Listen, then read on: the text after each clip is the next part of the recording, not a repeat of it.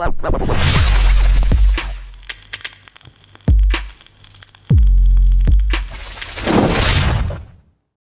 arkadaşlar, bugün de bir kendin yap videosuyla tekrardan bir aradayız. Bugünkü içeriğimiz aydınlatma için bir aparat yapacağız arkadaşlar. Nedir? Şimdi benim gibi amatör olarak çekim yapan arkadaşların kullandıkları ışık sistemleri var. Yani kimisi buna dikkat ediyor, kimisi dikkat etmiyor. Biraz daha amatör yapıda kullananlar için softbox denilen ışıklar var arkadaşlar. Bu ışıkları size video içerisinde de göstereceğim resimlerini. Bu softbox'ları biz aydınlatma için kullandığımızda bölgenin tamamını ışığı yaymakta. Yani bizim istenilen bölgenin dışında da bir aydınlanma gerçekleşiyor. Fakat bunun ön kısmına grid denilen bir ızgara sistemi yerleştiriyorlar. Yani bir aslında böyle kumaşa benzeyen ya da farklı aparatlardan yapılmış grid diye geçiyor ismi. Bir ızgara sistemini bu softbox'ın ön kısmına yerleştiriyorlar arkadaşlar. Bu da ne işe yarıyor?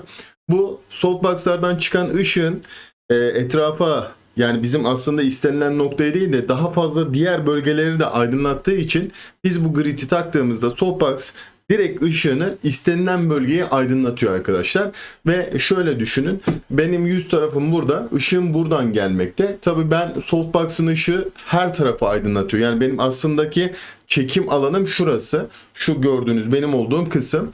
Buradan gelmesini istiyoruz ve bunun en büyük görselliği şu: aydınlık ve yarı gölge olacak şekilde bir görsellik sağlıyor. Daha güzel, muazzam görüntüler elde edebiliyorsunuz. Diğer taraflardaki geniş ışığı ortadan kaldırmış oluyor.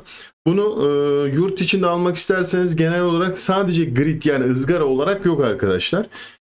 Softbox'la birlikte almaya kalkarsanız ortalama fiyatları 600 lira civarında. 600, 700, 800 markalı olanlarda. Yurt dışından sadece bu ızgarayı, yani grid'i almak isterseniz de ortalama fiyatı 80 lirayla 150-200 lira civarına çıkıyor. Tabi sizin kullanacağınız ebatlara göre değişiyor bu. Bugün ben bu ızgarayı, yani grid'i elimdeki malzemelerle kendi softbox'larım için yapmak istiyorum arkadaşlar.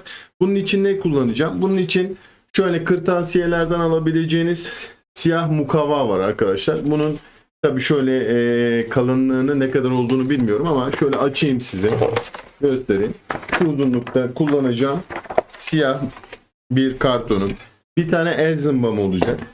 Daha sonra uzunluklarını belirlemek için bir tane kalem. Falçatam olacak. Polibandım olacak. Daha sonrasında ölçüm yapmak için herhangi bir uzun cetvel kullanabilirsiniz.